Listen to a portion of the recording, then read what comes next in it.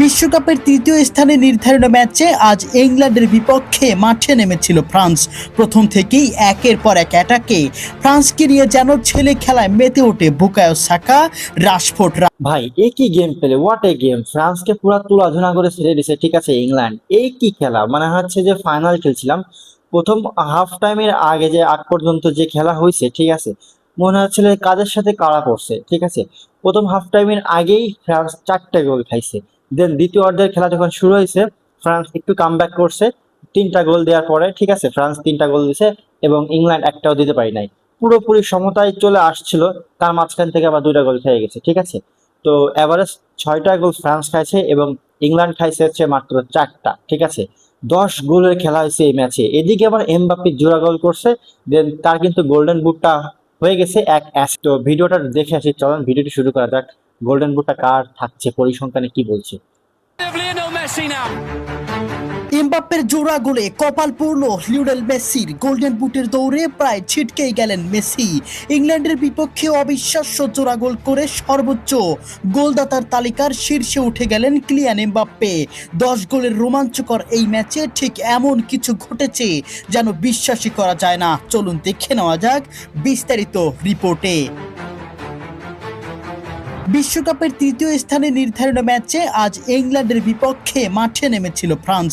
প্রথম থেকেই একের পর এক অ্যাটাকে ফ্রান্সকে নিয়ে যেন ছেলে খেলায় মেতে ওঠে বুকায়ো সাকা, রাশফোর্ডরা। পরপর 4 গোল জালে জড়িয়ে নিশ্চিত জয়ের পথে এগিয়ে যায় ইংল্যান্ড। তবে রহস্য তখনও বাকি। প্রথমার্ধ শেষে আবারও মাঠে নামে দুই দল। শুরুতেই এমবাপ্পের দারুণ ফিনিশিংয়ে প্রথম গোল পেয়ে যায় ফ্রান্স। মাইকেল অলিসের বাড়ানো বল গোলে জড়াতে মিস করেননি কিলিয়ান এমবাপ্পে। 1 গোল করে ততক্ষণে মেসির থেকে এগিয়ে গেছে এমবাপ্পে। সমীকরণে মেসি 8 গোল ও এমবাপ্পে ততক্ষণে 9 গোল। ঠিক তখনও আশা ছিল মেসি ভক্তদের, তবে এরপর আবারও গোল করেন ফ্রান্স। এবারে ব্যক্তিগত খাতায় গোল নয়, অ্যাসিস্ট তুলে নিলেন কিলিয়ান এমবাপ্পে। ততক্ষণে মেসির সমান হয়ে গেছে অ্যাসিস্টেও।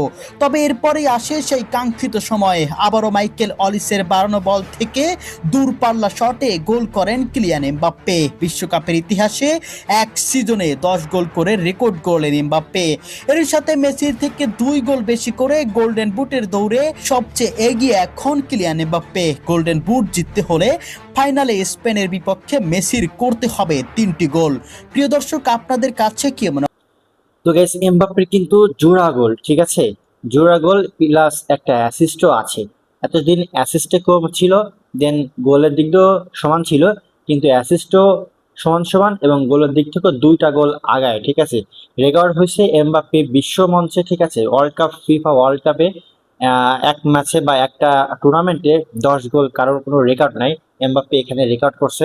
তো যাই হোক, দেখা যাক মেসি কি করে। নেক্সট ম্যাচে ফাইনালে দেখা যাচ্ছে। ঠিক আছে, তো আজকে কিন্তু ফাইনালে খেলা অনুষ্ঠিত হবে।